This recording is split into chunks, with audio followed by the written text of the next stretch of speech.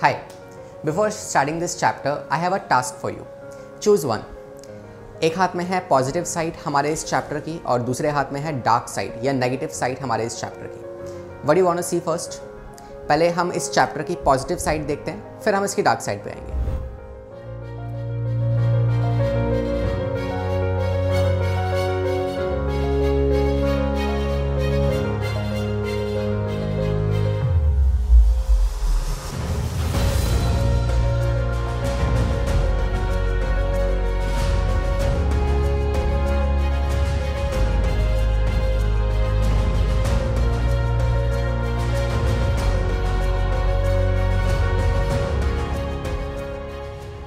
आपने positive side देखी इस चैप्टर की, अब आते हैं डार्क साइड या नेगेटिव साइड इस चैप्टर की.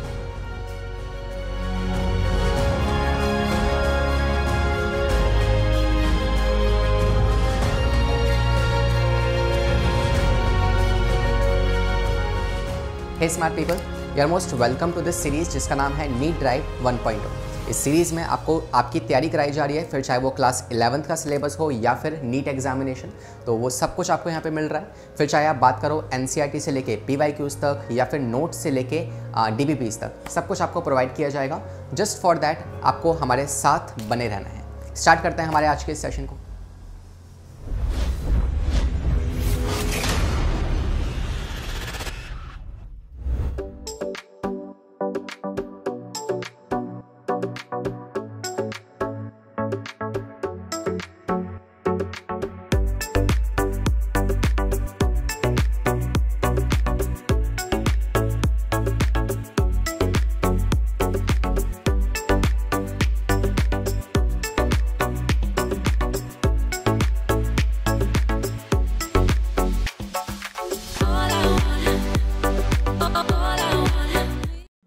Here we are starting this chapter, that's digestion and absorption.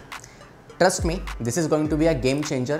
Human physiology का फर्स्ट चैप्टर है, काफ़ी इंटरेस्टिंग चैप्टर होने वाला है and I try my best कि you will fall in love with this chapter अगर आप ऑलरेडी प्यार में नहीं हैं तो स्टार्ट करते हैं हमारे इस सेशन को. एंड इस चैप्टर की जो स्टार्टिंग होती है ना, वो ढेर सारे खाने के साथ होती है, तो आई वुड सजेस्ट कि यार खाना खाकर ही बैठना इस चैप्टर को पढ़ने के लिए. अब देखो, इस चैप्टर में हमें ये जानना होगा कि यार जो भी चीज़ हम खाते हैं रोज़, लाइक फॉर एग्जांपल अगर मैं बात करूँ इस पीस ऑफ बर्गर के बारे में, ओके, तो ये जो बर्गर है इसमें आप देखोगे कि यार बेसिक जो इसका बेस है वो एक बन है, right, which is made up of carbohydrates. उसके बाद आती है पैटी जो कि आलू से बनी हुई है, right, that will again provide you carbohydrates and proteins. Then you have the vegetables like lettuce, tomato and onions, तो they are going to provide you the vitamins and minerals. Then once again we have a layer of fat और we can say cheese, जिस चीज़ के अंदर बहुत सारे fats होंगे. और at the last वापस से हमारे पास क्या आता है, बन की कवरिंग आती है. तो ये सब चीज़ें जो हमारे पास हैं, तो you can see this piece of burger is actually full of nutrients. अब हमें सीखना है कि यार ये जो पूरा पीस ऑफ बर्गर है, इसके न्यूट्रिएंट्स हमारी बॉडी किस तरीके से एब्जॉर्ब करती है और कैसे हम इन न्यूट्रिएंट्स को इस्तेमाल करते हैं. तो इसके बारे में ये चैप्टर है, तो आइए स्टार्ट करते हैं हमारी इस मुलाकात को. एंड सबसे पहले हम देखते हैं कि यार हमें पढ़ना क्या क्या है इस चैप्टर के अंदर, राइट. तो स्टार्टिंग दिस चैप्टर, और सबसे पहली बात जो हमें पढ़नी है इस चैप्टर में वो है आपके न्यूट्रिएंट्स के बारे में, न्यूट्रिशन के बारे में. तो फर्स्ट सेक्शन जो इस चैप्टर का हम पढ़ेंगे वो होगा आपके विटामिन, मिनरल्स और we can say all type of nutrients के बारे में. सेकंड जो टॉपिक हम पढ़ने वाले हैं, जो सेकंड सेशन आपका आएगा, उसमें हम डिस्कशन करेंगे और स्टार्ट करेंगे आपकी डाइजेस्टिव सिस्टम के बारे में कि once you enter inside the body, तो आपकी बॉडी में एक पाइप है, जिस पाइप से आप देखोगे कि यार सारी जो फंक्शनिंग है वो रेगुलेट की जाती है. फिर चाहे आप जो खाना खा रहे हो उस खाने से आपको न्यूट्रिएंट्स एब्जॉर्ब करने हो या फिर उसमें से कुछ वेस्ट निकालना हो, तो ये सारे काम जो है वो उस पतले से पाइप के थ्रू ही क्या हो रहे हैं, कंट्रोल किए जा रहे हैं. तो इसके बारे में हम जानेंगे, राइट. एंड सबसे पहले स्टार्ट करते हैं with the simple definition of nutrients and nutrition. तो यहाँ पे हम इसकी डेफिनेशन लिखते हुए चलेंगे. देखो, क्या होते हैं न्यूट्रिशन और क्या होता है न्यूट्रिएंट्स, इसके बारे में जान लो. पहले बात करते हैं न्यूट्रिएंट्स के बारे में. न्यूट्रिएंट्स क्या होते हैं? तो these are the substances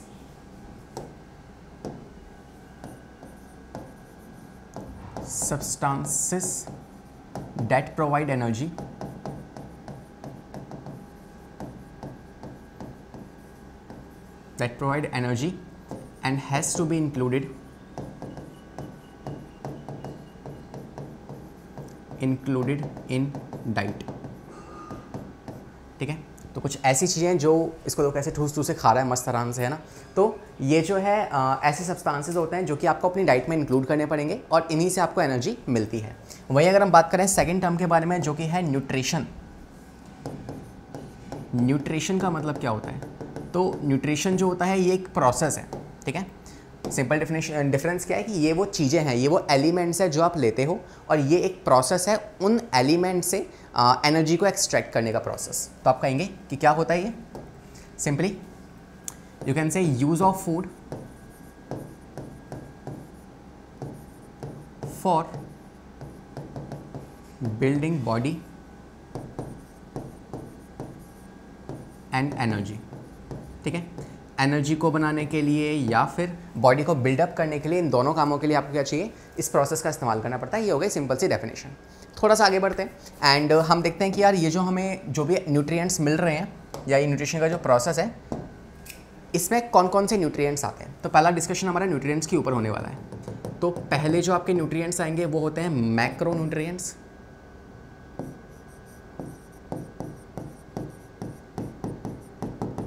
right. और दूसरे जो होते हैं आपके वो होते हैं माइक्रो न्यूट्रिएंट्स।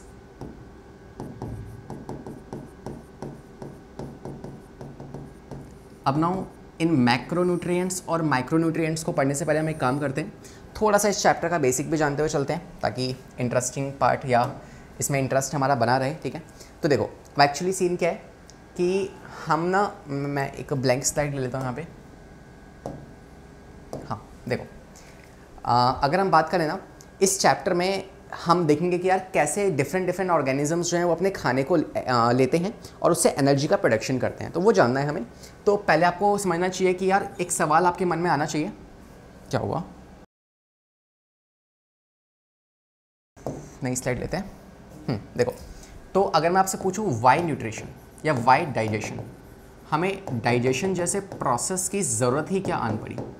भैया क्यों चाहिए हमें डाइजेशन, है ना। अगर आप खाना खा रहे हो तो क्यों खा रहे हो? Just because you are hungry, या फिर टेस्ट के लिए खा रहे हो? किस कारण से खा रहे हो? तो बहुत सिंपल से दो जवाब हैं इसके, खाना हो, टेस्ट हो या पेट भरना हो, वो सब बात अलग है। लेकिन इसके दो कारण बन सकते हैं यहाँ पे। पहला कारण जो होगा वो है कि आप चाहते हो कि आपकी बॉडी बिल्ड हो, तो we can say building body is the first purpose, right. And second purpose is simply energy, कि हमें उस खाने से एनर्जी भी लेनी है ना, और हमें बहुत सारे काम करने हैं, फिर चाहे वो ईटिंग हो, डांसिंग हो, राइटिंग हो, फाइटिंग हो या इंटरनल ऑर्गन्स की फंक्शनिंग हो, वो सारे काम कहाँ से हो गए? एनर्जी की मदद से होने वाले हैं। मिसाल के तौर पे अगर को मैं आपसे बोलूँ तो आप कहोगे कि पहला काम जैसे कि ब्रीथिंग, ठीक है, फाइटिंग या वॉकिंग, स्लीपिंग, सोते टाइम भी एनर्जी का इस्तेमाल होता है ना, डांसिंग, इन सभी कामों के लिए क्या चाहिए? हमें एनर्जी की ज़रूरत पड़ेगी। ठीक है, दूसरा बिल्डिंग ब्लॉक क्यों चाहिए? हमें क्या चीज़ें बिल्ड करनी है बॉडी के अंदर? तो आप कहेंगे रीजनरेशन या रेगुलेशन, हमारे बॉडी के जो ऑर्गन्स हैं उनका रेगुलेशन होना चाहिए। दूसरा मेंटेनेंस, जो पार्ट्स या जो ऑर्गन या जो सेल्स ख़राब हो गई हैं उन सभी ऑर्गन्स को रिपेयर करना है ना, तो उनको रिपेयरिंग या मेंटेनेंस के लिए चाहिए होगा। और तीसरा बिल्डिंग ब्लॉक के लिए हमें क्या चाहिए? ग्रोथ, हमें ग्रोथ करनी है, इसीलिए भी हमें डाइजेशन जैसे प्रोसेस की आवश्यकता होती है। ठीक है, तो ये बेसिक से ऑब्वियस से जवाब थे जो आपको पता होंगे, but I have just mentioned it here. ठीक है, इसके अलावा अब ये जो डाइजेशन का प्रोसेस हो रहा है, इस डाइजेशन के प्रोसेस में अगर मैं आपसे पूछूं कि ये हो कैसे रहा है, तो आप कहोगे कि यार हमारी बॉडी के अंदर ना एक्चुअली एक पाइप है। ठीक है, पाइप नहीं, एक्चुअली वो एलिमेंट्री कैनाल है, बट जस्ट फॉर एग्जाम्पल कि यार ये मान लो आपकी बॉडी का वो पाइप है जहाँ पे ही सारा काम चल रहा है, जहाँ से आप क्या करते हो? आप सिंपली इसे इनपुट देते हो, है ना। इनपुट क्या है? आपका फूड, जो भी आपने खाया, उस फूड से क्या होता है? कुछ कुछ न्यूट्रिएंट्स आपकी बॉडी जो है वो एब्जॉर्ब करती है, कुछ इलेक्ट्रोलाइट्स आपकी बॉडी एब्जॉर्ब करती है, राइट। और न्यूट्रिएंट्स से तो वहाँ से आपकी एनर्जी बनेगी, जिस एनर्जी की खोज में आप थे। ठीक है, और फिर आउटपुट क्या निकलेगा? आउटपुट जो चीज़ें काम की नहीं है उसको एज अ वेस्ट हम बॉडी से बाहर निकाल देंगे, isn't it? As a waste उसको बॉडी से बाहर निकाल देंगे। ठीक है, तो ये हो गया बिल्कुल बेसिक सा प्रोसेस जो हमारी बॉडी में चलता है। जैसे हम कुछ खाते हैं ना, तो ये काम हो रहे होते हैं। अब क्या सब में सेम है? क्या एक कैट में और एक काऊ में, क्या एक डॉग में और हमारे अंदर क्या सेम सारे सेम प्रोसेस से ही चीज़ें एब्जॉर्ब होने वाली है? तो जवाब है नहीं। ये डिपेंड करता है, इसका आंसर डिपेंड करता है किस बात पे? डिपेंड करता है इस बात पे कि यार वो कौन सा ऑर्गेनिज्म है और उसमें कैसे बॉडी पार्ट्स हैं। जैसे अगर मैं काऊ की बात करूँ या मैं डॉग की बात करूँ, तो डॉग जो है वो अपने खाने को सिर्फ और सिर्फ 6 आवर्स में अपने खाने को खाता है, इनटेक करता है, उसमें से उसे प्रोसेस करता है, उसमें से न्यूट्रिएंट्स निकालता है और उसे डाइजेस्ट करके वेस्ट को बाहर निकाल देता है विद इन जस्ट 6 आवर्स। लेकिन वहीं अगर हम बात करें काऊ के बारे में, तो काऊ में क्या होता है? काऊ में ये पूरा प्रक्रिया, ये पूरा प्रोसेस 80 घंटे में कंप्लीट होता है, 80 आवर्स में। आइला 80 आवर्स, ठीक है, बहुत ज़्यादा है, ठीक है। तो इतने टाइम में एक काऊ जो है वो अपना खाना खाती है। That is why you might have seen कि यार एक जो काऊ होती है वो अपना मुंह चलाती रहती है ना, तो मस्त अपना टाइम पास भी कर रही है। तो एक्चुअली होता क्या है कि काऊ का जो डाइजेस्टिव सिस्टम है ना, उसमें बहुत से थोड़ी कॉम्प्लेक्सिटीज़ है। कॉम्प्लेक्सिटीज़ क्या है वो मैं आपको बता दूँ। काऊ ने फूड को इनटेक किया माउथ के अंदर, माउथ से वो जो फूड है वो जाता है इसके स्टमक के अंदर। स्टमक कौन सा है? इसके पास 4 स्टमक होते हैं, स्टमक 1 और 2। पहले जाएगा ये स्टमक 1 और 2 के पास, ठीक है। पहला वाला जो स्टमक है उसका नाम होता है रुमेन, ठीक है, या उसे पाउच भी कहते हो। और दूसरा वाला जो स्टमक होता है उसका नाम होता है आपका हनी कॉम्ब, ठीक है, या रेक्टिकुलम भी कहते हो उसको आप। तो ये 2 स्टमक्स होते हैं, यहाँ से खाना जाएगा, यहाँ पे डाइजेशन होगा, इसके बाद ये वाला खाना फिर आगे वापस पहुँचेगा माउथ के पास। इस वाले स्टमक के बाद क्या हुआ? ये खाना पार्शियली डाइजेस्ट हो गया, पार्शियली डाइजेस्ट, पूरा डाइजेस्ट नहीं हुआ है ना, और एब्जॉर्प्शन पूरा नहीं हुआ, पार्शियली डाइजेस्ट हुआ और खाना कहाँ पहुँच गया? माउथ के पास। अब माउथ से वो खाना वापस जाएगा, है ना, माउथ में वापस ले आई वो खाना अपना। अब उसे वापस चबा रही है, फिर उसको निकलेगी और फिर वो जाएगा आपके किस में? स्टमक नंबर 3 और 4 के पास। थर्ड स्टमक जो होता है और फोर्थ वाला जो है, ये 2 स्टमक्स और भी होते हैं इसके पास। दैट इज़ ये 2 स्टमक्स और होंगे और फिर यहाँ पे खाना फाइनली क्या होगा? कंप्लीटली डाइजेस्ट होगा, बिकॉज इस वाले स्टमक के अंदर क्या है? HCl या डाइजेस्टिव जूसेस पाए जाएंगे एंड फाइनली वो वेस्ट को बाहर एक्सक्रीट आउट कर देगी। तो ऐसा खाना ये प्रोसेस कर रही है, तो इसके में अलग प्रक्रिया चल रही है और इसमें अलग चल रहा है, ठीक है। तो डिपेंड करता है कि यार कैसा ऑर्गेनिज्म है, कैसा सिस्टम है बॉडी के अंदर का, उस बात पे डिपेंड करता है। इस वाले से सवाल देखो बन सकता है, मैंने क्यों बताया इतना कुछ आपको, टाइम पास के लिए नहीं, कि यहाँ से सवाल बन सकता है। सवाल क्या है कि यार स्टमक जो है, काऊ के स्टमक, उसके नाम क्या क्या है? पहला वाला जो स्टमक होता है वो उसका नाम होता है आपका that is rumen. You know cow buffaloes ये क्या होता है? रुमिनेंट होते हैं। तो रुमेन नाम हो गया उसका, या फिर आप उसे नाम देते हो पाउच, ठीक है। दूसरा वाला जो स्टमक होता है उसका नाम होता है दैट इज रेक्टिकुलम, ठीक है, या इसी को आप हनी कॉम्ब भी कहते हो। तीसरा वाला जो स्टमक होता है वो होता है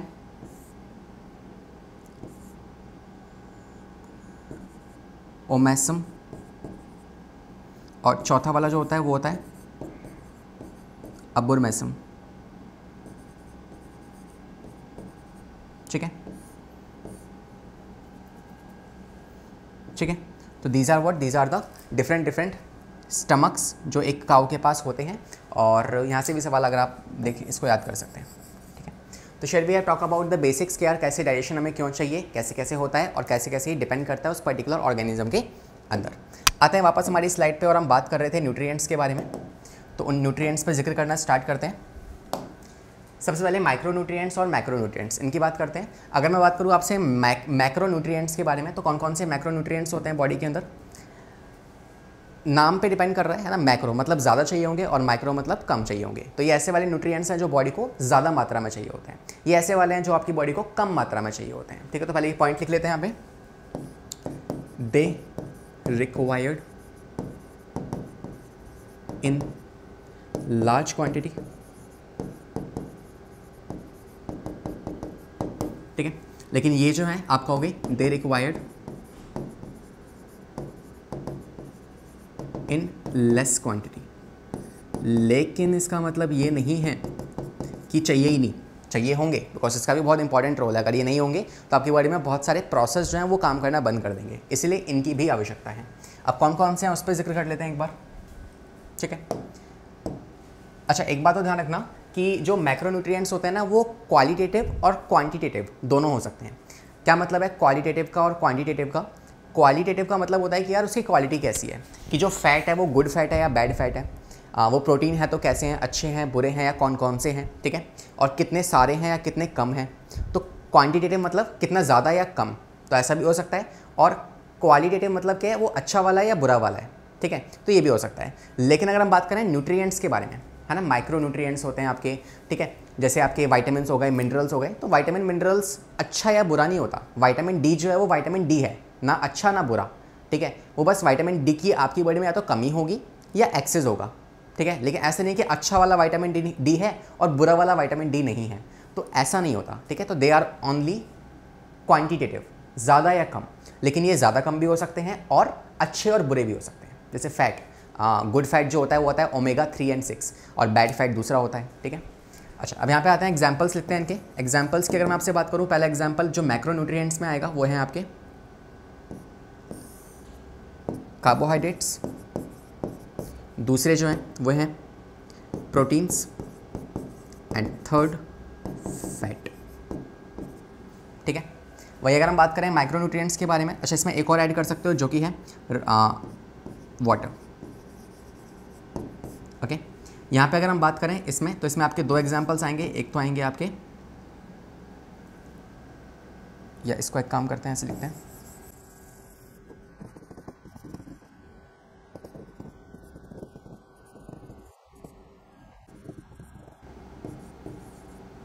ये आपके पास क्या है, पूरी लिस्ट है ना, कौन कौन से न्यूट्रिएंट्स हमारी बॉडी में अवेलेबल हैं, तो चाहे वो मैक्रो हो या माइक्रो हो। इनमें से स्टार्टिंग वाली की अगर हम बात करें तो स्टार्टिंग के जो आप देख पा रहे हैं ये 3 जो है ये आपके मैक्रो हैं, ये जो 2 हैं ये आपके माइक्रो हो जाते हैं, ठीक है। ये चाहिए ज़्यादा मात्रा में, ये चाहिए कम मात्रा में। मैक्रोन्यूट्रिएंट जो होते हैं इनका काम क्या होता है, ये आपकी बॉडी में आपको एनर्जी प्रोवाइड करते हैं, और एनर्जी के साथ साथ बॉडी की बिल्डिंग, बॉडी में भी हेल्प करते हैं। ये काम होता है किसके, आपके स्टार्टिंग के 3 जो कि मैक्रोन्यूट्रिएंट्स हैं। वहीं अगर हम बात करें माइक्रोन्यूट्रिएंट्स, तो एक कम मात्रा में चाहिए, लेकिन क्या सर कोई काम नहीं है इसका? काम होता है, बहुत इंपॉर्टेंट काम है। ये जो होते हैं ये आपकी बॉडी के कोऑर्डिनेशन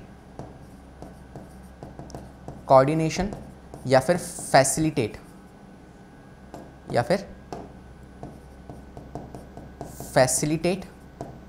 लाइफ प्रोसेसेस, ये आपकी बॉडी में जो भी प्रोसेस हो रहे हैं उन लाइफ प्रोसेसेस को फैसिलिटेट करते हैं, कोऑर्डिनेट करते हैं, उन चीज़ों को कंट्रोल करते हैं। और वहीं तीसरे वाले जो हैं ये वाटर हो गए, फाइबर्स हो गए, ये इतनी ज़्यादा ये आपको चाहिए होंगे, मगर कुछ काम स्पेसिफाई नहीं कर सकते, मगर ये नेसेसिटी है, इसके बिना लाइफ नहीं चल सकती। तो वी विल से कि इट इज़ नेसेसरी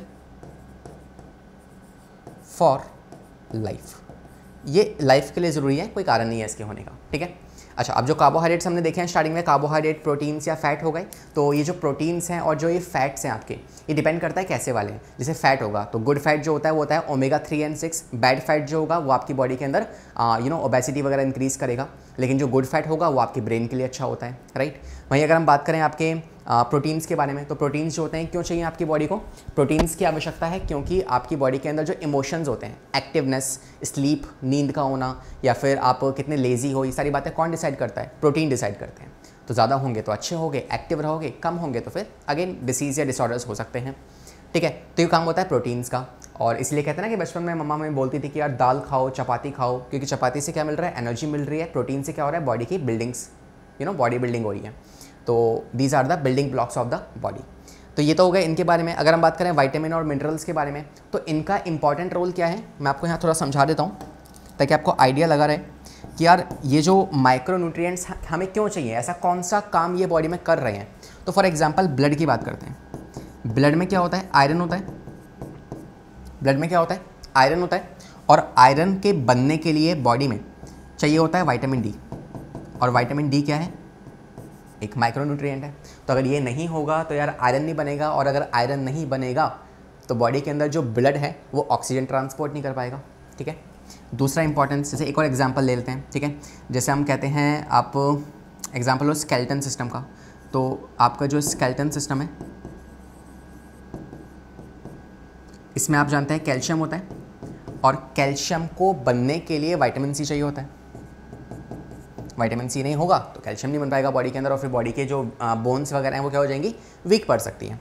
एक और एग्जांपल लो, जैसे विटामिन के की अगर हम बात करें, विटामिन के जो होता है, या यहाँ लिखते हैं पहले, आपको पता है आपकी बॉडी में अगर कहीं पे कट लग जाए तो कट लगते टाइम पे क्या होता है, वहाँ पे ब्लड की क्लॉटिंग होती है, ब्लड क्लॉटिंग। तो ब्लड की क्लॉटिंग के लिए क्या चाहिए होता है, प्रोथ्रोम्बिन।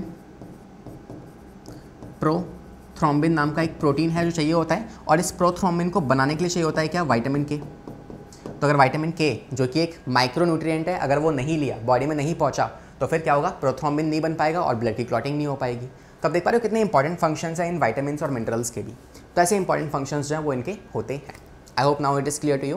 तो what we have discussed till now, हमने बात करी है कि यार न्यूट्रिएंट्स जो होते हैं दो तरह के होते हैं, मैक्रो और माइक्रो। इसमें से 3 वाले कौन से हैं, आपके मैक्रो हैं, बाकी 2 कैसे हैं, माइक्रो हैं, और बाकी क्या हैं आपके जो लाइफ में चाहिए होते हैं। ठीक है, अच्छा कुछ और इंपॉर्टेंट बातें जो मुझे लगता है कि आपको पता होनी चाहिए, जिनसे छोटे मोटे सवाल बन सकते हैं। पहली बात, इसको as a note point include करना। ठीक है, पहली बात क्या है कि जो भी आप खाना खा रहे हैं ना, उसमें कार्बोहाइड्रेट्स भी हैं, प्रोटीन्स भी है, फैट भी है, लेकिन कौन आपको एनर्जी देगा, ये सवाल है। इन तीनों में से पहले कौन देगा, ठीक है, हु इज़ द फर्स्ट। तो ध्यान रखना कि यार सबसे पहले आपकी बॉडी में कार्बोहाइड्रेट्स हैं, वो टूटते हैं और वो आपको एनर्जी देते हैं। एक बार आपकी बॉडी में सारे कार्बोहाइड्रेट्स टूट गए, सारी एनर्जी मिल गई, उसके बाद फिर नंबर आएगा किसके, फैट्स के टूटने का। फिर फैट्स टूट के आपको एनर्जी देंगे। लेकिन मान लो आपकी बॉडी में फैट भी खत्म हो गए, अब कार्बोहाइड्रेट्स भी नहीं है, फैट भी नहीं है, पता नहीं तुम क्या ही कर रहे हो, है ना। और फिर तीसरा लास्ट में क्या ऑप्शन बचता है कि अब लास्ट में बॉडी क्या करेगी, भैया अब कुछ ऑप्शन नहीं बचा, अब एक काम करो, प्रोटीन्स को तोड़ो, और प्रोटीन्स को तोड़ के फिर एनर्जी निकालेंगे। लेकिन इस कंडीशन में क्या होता है, प्रॉब्लम हो सकती है। इस लास्ट कंडीशन में बॉडी के ऑर्गन्स डैमेज होना स्टार्ट हो सकते हैं। ठीक है, तो ध्यान रखना कि पहले कार्बोहाइड्रेट्स टूटेंगे। मान लो तुमने खाना नहीं खाया, तुम फास्टिंग पे हो, अब तुम फास्टिंग पे हो, तुम्हारे बॉडी के कार्बोहाइड्रेट्स खत्म हो चुके हैं, बॉडी ने एनर्जी निकाल दी, तो कार्बोहाइड्रेट्स खत्म। अब क्या नंबर आएगा, फैट टूटेंगे। फैट के टूटने के बाद फैट भी खत्म हो गए, तुमने अब भी खाना नहीं खाया, तो एट द लास्ट क्या होगा, एट द लास्ट प्रोटीन्स टूट के आपको एनर्जी देने वाले हैं। ठीक है, हालांकि बॉडी बहुत वीक हो जाएगी, मगर स्टिल जिंदा रहने वाली कंडीशन में रहेगी। तो ये होगा पहली बात कि ऑर्डर क्या होता है एनर्जी के निकलने का। ठीक है, दूसरी बात ध्यान रखना कि सर कितनी एनर्जी हमें चाहिए होती है। एनर्जी की यूनिट आप कह सकते हो कैलोरीज, कितनी कैलोरीज हमें चाहिए होती है। तो एक जो मेल होता है ना, मेल को पर डे 2600 कैलोरीज चाहिए होती हैं पर डे। वहीं अगर हम बात करें फीमेल्स के लिए तो उसका नंबर थोड़ा सा कम है, दैट इज़ 2200 कैलोरीज चाहिए होती है पर डे। ठीक है, ये दूसरी बात आपको यहाँ पे ध्यान रखनी है। ओके, तीसरा नोट पॉइंट यहाँ पे लिख लो, अबाउट रफेज। देखो मैं आपको अभी विटामिन्स और मिनरल्स डिटेल में पढ़ाऊंगा, विटामिन्स क्या हैं और मिनरल्स क्या हैं। ठीक है, कार्बोहाइड्रेट, प्रोटीन, फैट्स, इसको हम पूरे सेशन के दौरान ही पढ़ रहे होंगे, वो हमें आगे पढ़ना है प्रॉपर्ली। रफेज और वाटर बहुत छोटा सा है, इसको यहीं पढ़ लो। फाइबर्स जो होते हैं ना, रफेज या फाइबर्स, ये फाइबर्स जो होते हैं ना, ये फाइबर्स हमें क्यों चाहिए होते हैं, ये फाइबर्स जो है ये हमारी बोवल मूवमेंट में हेल्प करते हैं। ठीक है, क्या है ये बोवल मूवमेंट, बोवल मूवमेंट को स्मूथ बनाते हैं। Bowel movement is nothing but going to number 40 करने जाना, that is what we call as a bowel movement, है ना। That is something which we have kept at the very first place. जब आप उठते हो तो पहले आप वॉशरूम जाते हो, है ना। तो बोवल मूवमेंट को स्मूथ करता है। अगर को मान लो बॉडी के अंदर फाइबर्स नहीं पहुंच रहे हैं तो इन दैट केस क्या होगा, कॉन्स्टिपेशन हो सकती है, मतलब कि फीसिस को बाहर निकालने में इरिटेशन हो सकती है, पेन हो सकता है, बहुत ड्राई फीसिस हो सकती है। ठीक है, या कई बार बुरी कंडीशन में ब्लड भी आ सकता है, तो ये कंडीशंस हो सकती हैं। तो सॉल्यूशन क्या है कि यार ढेर सारे फाइबर्स खाओ। फाइबर्स कहाँ से मिलते हैं, अच्छा अगर इसकी कमी हो गई, है ना, अगर डेफिशिएंसी हुई तो क्या हो जाएगा, कॉन्स्टिपेशन। ठीक है, और इसके लिए क्या कर सकते हो आप, इसके लिए सिंपली आप फाइबर्स खाओ। फाइबर्स मिलते हैं आपको रॉ फ्रूट्स में, रॉ फ्रूट्स खा सकते हो। ठीक है, वेजिटेबल्स खा सकते हो। ठीक है, ये चीज़ अगर आप खाओगे रॉ, पका के नहीं, ऐसी, है ना, जैसे खीरा हो गया, सैलेड खा सकते हो, सैलेड में आपको बहुत सारे फाइबर्स मिल जाते हैं। ठीक है, तो this is what you can just keep in your mind. ये 3 नोट पॉइंट है जो आपको ध्यान रखने हैं फाइबर्स के बारे में।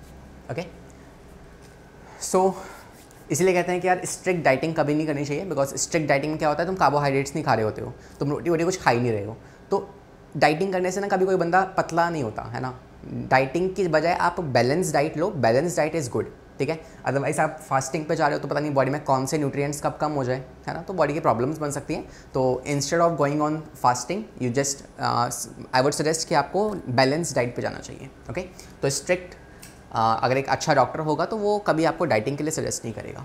फाइन, तो we have done the first part of this slide of this session. अब आते हैं सेकंड पार्ट पे। हम समझते हैं कि विटामिन्स और मिनरल्स क्या हैं, ठीक है। लेकिन उससे पहले एक और चीज़ पे सवाल आपकी बॉडी में मतलब इस चैप्टर में बन जाता है, जो कि है कैलोरीफिक वैल्यू और फिजियोलॉजिकल वैल्यू। इन दोनों वैल्यूज़ को एक बार ना मेंशन कर लेते हैं, ठीक है। तो I just need a blank slide here. तो कहाँ लिखें, यहाँ लिख लें साइड में, या let me just add a new slide. Now see it. तो हम बात कर रहे हैं आपकी कैलोरीफिक वैल्यू के बारे में और फिजियोलॉजिकल वैल्यूज़ के बारे में। तो 2 पॉइंट यहाँ पे लिखते हुए चलते हैं। दैट इज़, क्या होती है कैलोरीफिक वैल्यू और क्या होती है फिजियोलॉजिकल वैल्यू।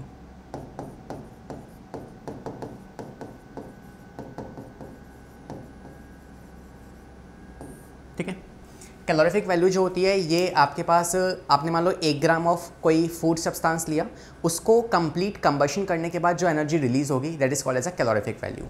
लेकिन हमारा काम कैलोरीफिक से नहीं होगा, हमारा काम चलेगा किससे, फिजियोलॉजिकल वैल्यू से। ये क्या होती है, जब 1 ग्राम ऑफ फूड बॉडी के अंदर कंप्लीटली ऑक्सीडाइज होगा। आई रिपीट, फोकस करना मेरे वर्ड्स पे। पहला, 1 ग्राम ऑफ फूड जो आपने खाया है उसके कंप्लीट ऑक्सीडेशन से कितनी एनर्जी रिलीज होगी बॉडी के अंदर, उसे कहते हैं क्या, फिजियोलॉजिकल वैल्यूज़। तो इसमें आपको कुछ वैल्यूज़ ध्यान रखनी है, ठीक है। तो लेट अस सी क्या होती है calorific value. It is the amount of heat released on complete combustion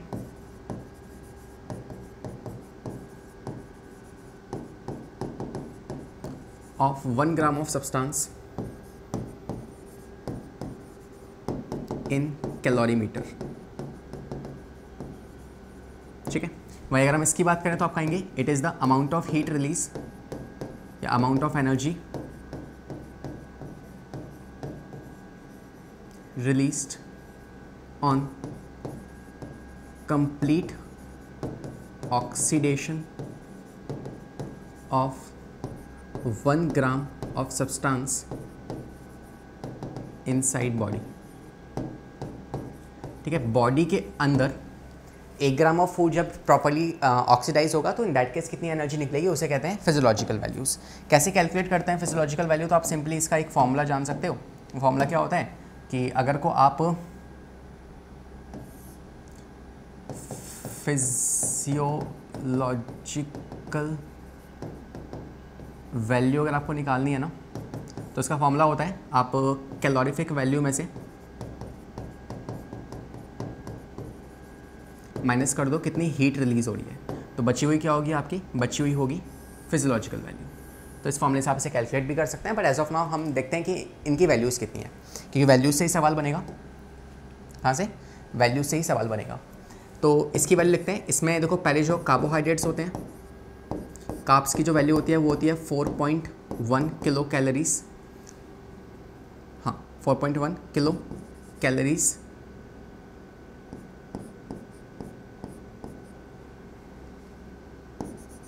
kilo calories. दूसरा वाले जो आएंगे आपके पास प्रोटीन्स, और तीसरे नंबर पे आएंगे आपके फैट।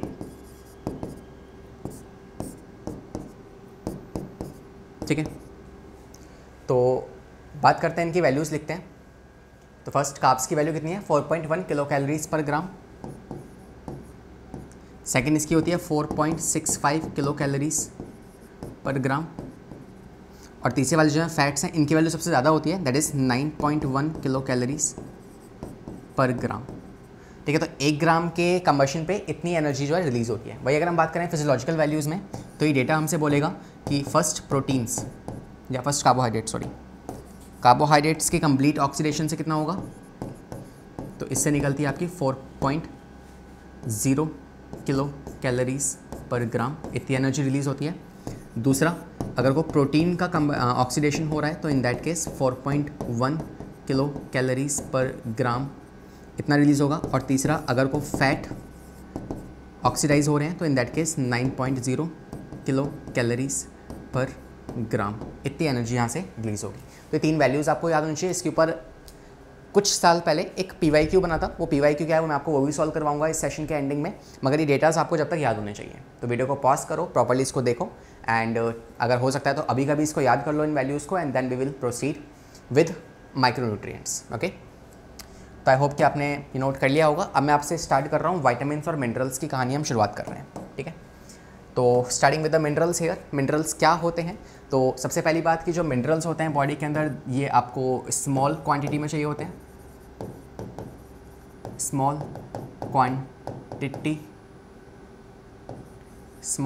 क्वांटिटी में चाहिए होंगे। दूसरी बात, इसको आप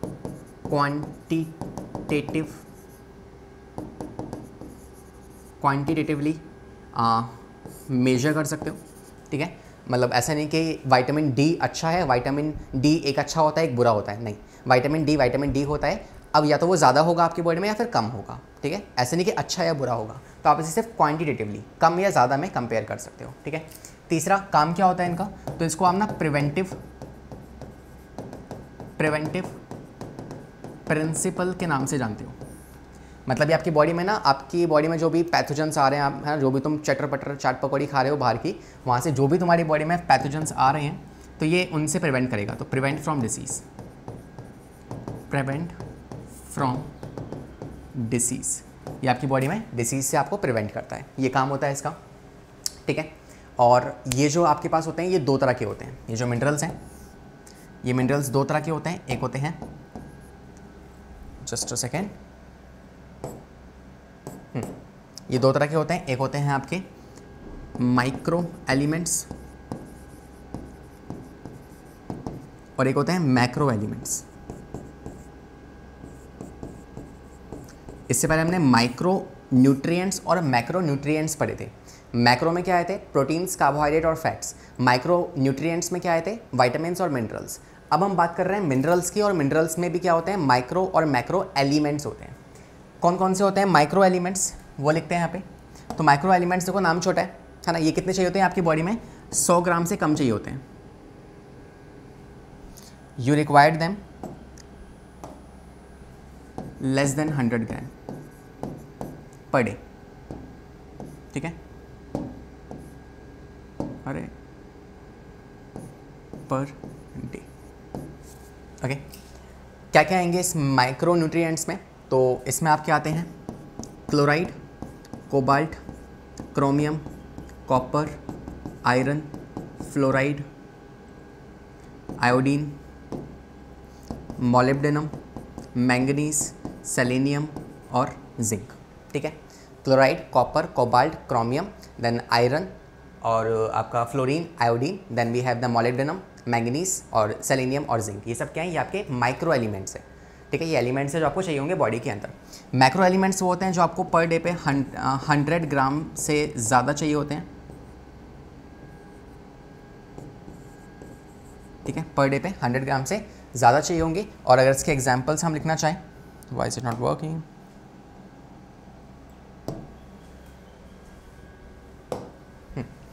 ठीक है, 100 ग्राम per day,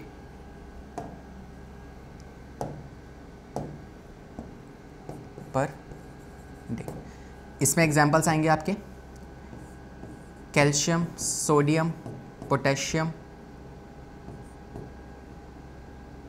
sulphur, phosphorus, magnesium, ये एग्जांपल्स आ जाएंगे इसमें।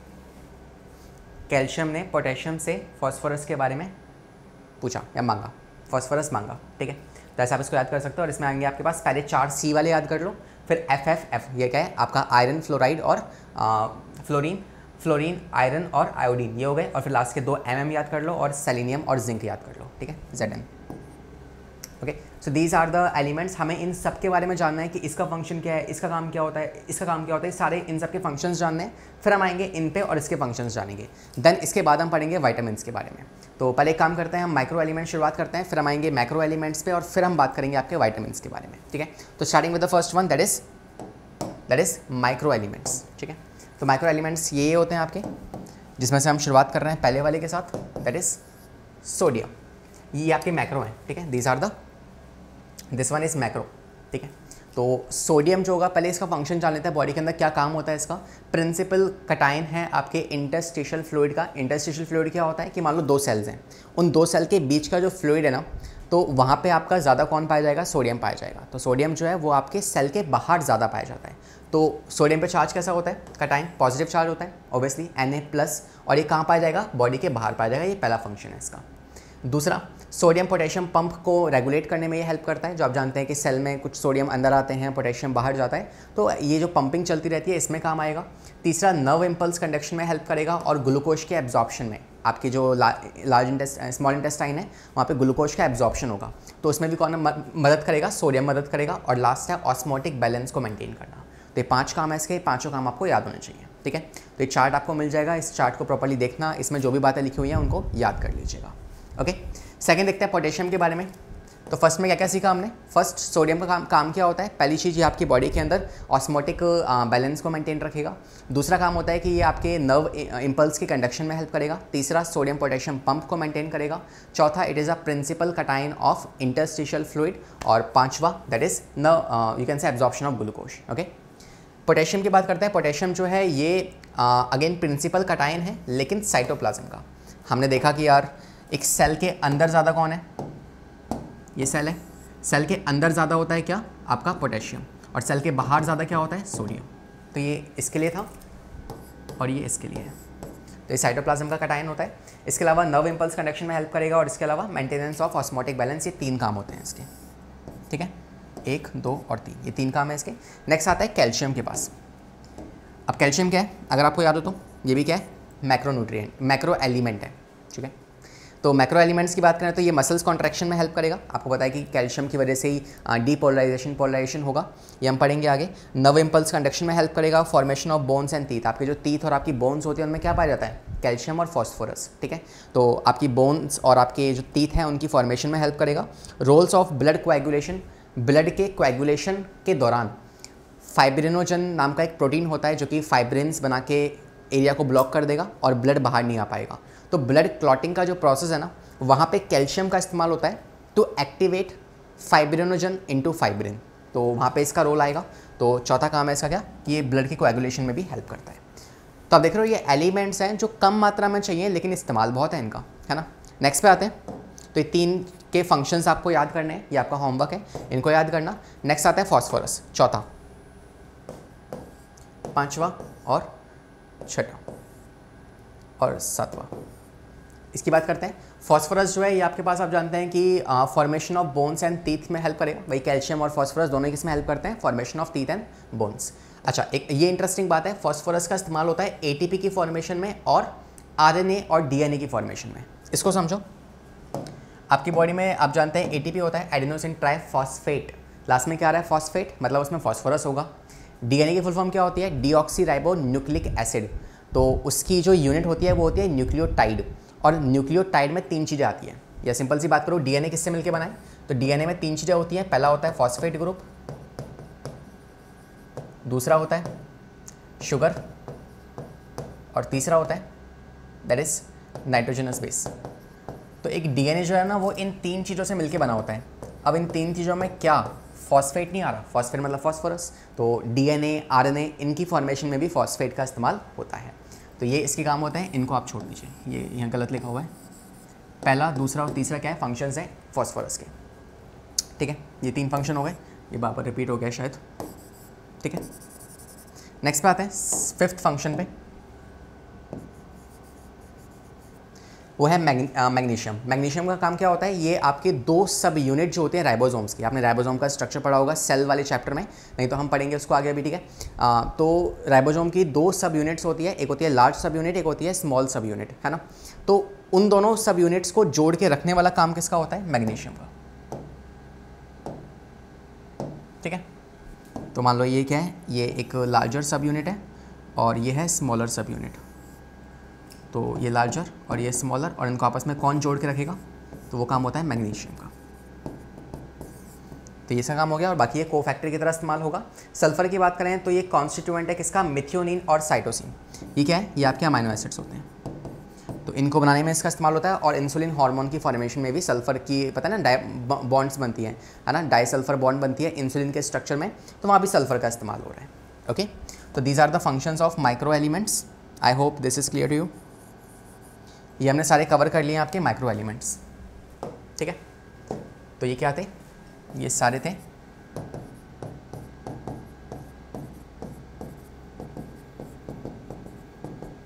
Micro elements. इनका फंक्शंस आप याद कर लीजिएगा। ओके, ये भी क्या है, ये भी आपके माइक्रो एलिमेंट्स हैं।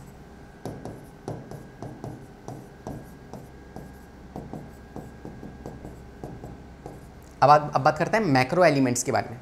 सॉरी, ये आपके मैक्रो हैं, है ना, सो सॉरी, ये आपके क्या है, मैक्रो है। देखो मैक्रो में क्या थे आपके, calcium, sodium, potassium, sulphur, phosphorus और मैग्नीशियम। इसके बाद हम बात करेंगे माइक्रो के बारे में। अभी हमने मैक्रो पढ़े हैं, ठीक है, तो इसे एक बार करेक्ट कर लो फटाफट से। मैक्रो और ये भी क्या है, मैक्रो, ठीक है। अब बात करते हैं माइक्रो के बारे में। माइक्रो देखो, कम, माइक्रो मतलब क्या होता है, कम होता है, लेकिन नंबर में ज़्यादा होंगे। ये रहे, ये सारे क्या आपके, ये सारे के सारे, these all are, I have to change the colour. तो इस समय आपके माइक्रो एलिमेंट्स, माइक्रो एलिमेंट्स। यहाँ देखो, पहला जो आएगा आपके पास वो आएगा आयरन। आयरन का काम क्या होता है, ये आपका रेस्पिरेटरी पिगमेंट है, जो कि हीमोग्लोबिन या मायोग्लोबिन। मायोग्लोबिन जो है मसल्स में पाई जाती है, हीमोग्लोबिन जो है वो आपके ब्लड में पाया जाता है। तो उसमें आपके ऑक्सीजन या फिर जो भी पिगमेंट्स हैं उन्हें रेगुलेट करेगा। आयोडीन सेकंड है, जो कि है फॉर्मेशन ऑफ थायराइड हार्मोन। तो आयोडीन जो होता है ये थायराइड हार्मोन की फॉर्मेशन में हेल्प करेगा। नेक्स्ट जिंक जो है ये कार्बोनिक एनहाइड्रेस कोफैक्टर की तरह इस्तेमाल होगा। चौथा क्लोराइड आयन जो है ये इंपॉर्टेंट है, ये HCl की फॉर्मेशन में हेल्प करता है, और ये अनायन है किसके, इंटरस्टिशियल फ्लूइड का। अगर मैं आपसे पूछूं कि इंटरस्टिशियल फ्लूइड का कटायन कौन था, तो वो था सोडियम। अनायन कौन है, अनायन है क्लोराइड, ठीक है। फिफ्थ आएगा कोबाल्ट, सिक्स्थ आएगा सेलेनियम, सेवन्थ आएगा मैंगनीज, एट्थ आएगा मोलिब्डेनम और नाइन्थ आएगा फ्लोराइड। कोबाल्ट का काम क्या होता है, ये आपके विटामिन B12 की फॉर्मेशन में इस्तेमाल होगा। और विटामिन B12 अगर बॉडी में नहीं होगा, अगर बॉडी में विटामिन B12 की कमी हो गई ना, तो पता है कौन सा डिसऑर्डर हो जाता है, pernicious anaemia. That is pernicious anaemia, ठीक है। ये इसके बारे में हम आगे पढ़ेंगे सेशन में। सेलेनियम जो है ये एंटीऑक्सीडेंट्स की तरह इस्तेमाल होगा और मेल की फर्टिलिटी के लिए रिस्पॉन्सिबल है। मैंगनीज जो होता है कोफैक्टर की तरह इस्तेमाल होगा, और मोलिब्डेनम जो है वो कोफैक्टर ऑफ सेवरल एंजाइम्स है। और फ्लोराइड जो है ये आपके इनेमल की फॉर्मेशन में हेल्प करेगा। अगर को मान लो किसी के जो दांत हैं वो बंदा रोज ब्रश करता है, मगर स्टिल उसके जो टीथ हैं वो कैसे हैं, येलोइश कलर के हैं, तो इन दैट केस उसकी बॉडी में क्या है, फ्लोराइड की कमी होती है, बिकॉज ये इनेमल को बना नहीं पाएगा ढंग से, और फिर टीथ्स की अपीयरेंस जो होगी वो कैसी हो जाएगी, येलोइश कलर की हो जाएगी, ठीक है। तो we have done and we have talk about the micro elements and macro elements. उनके फंक्शंस क्या हैं वो हमने यहाँ पे जान लिए हैं। तो the first part that is about minerals we have completed here. अब आते हैं नेक्स्ट पार्ट पे, जो कि है आपके वाइटामिन्स के बारे में, ठीक है। तो taking this session to the next part that is about vitamins. अच्छा, उसके पढ़ने से पहले एक बार लास्ट डेफिशिएंसीज और पढ़ लीजिए कि मिनरल्स अगर बॉडी में कम हो गए तो कौन सी डेफिशिएंसी हो जाएगी। अब मिनरल्स कौन से थे, वाइटामिन्स और लेकिन सॉरी जो न्यूट्रिएंट्स हैं अगर उनकी कमी हो जाए, है ना। तो न्यूट्रिएंट्स कौन कौन से थे आपके, मैक्रो न्यूट्रिएंट्स और माइक्रो न्यूट्रिएंट्स। उसमें से मैक्रो न्यूट्रिएंट्स प्रोटीन्स, कार्बोहाइड्रेट, अगर उनकी कमी होगी ना तो कौन सी डिसीज हो जाएंगी वो पढ़ लेते हैं, ठीक है। तो ये टॉपिक किस चीज़ का है, ये टॉपिक है आपके न्यूट्रिएंट्स डेफिशिएंसी। न्यूट्रिएंट्स डेफिशिएंसी, अगर बॉडी के अंदर न्यूट्रिएंट्स की डेफिशिएंसी हुई, जैसे कि अगर प्रोटीन्स की कमी हो गई या फिर कार्बोहाइड्रेट्स एंड फैट्स की कमी हो गई ना, तो दो ऐसी बीमारियां हैं जो हो जाती हैं, उनके बारे में थोड़ा सा डिस्कशन हमें करना होगा। पहली जो बीमारी है वो है मरास्मस, और दूसरी बीमारी जो हम पढ़ेंगे वो है क्वाशियोरकर।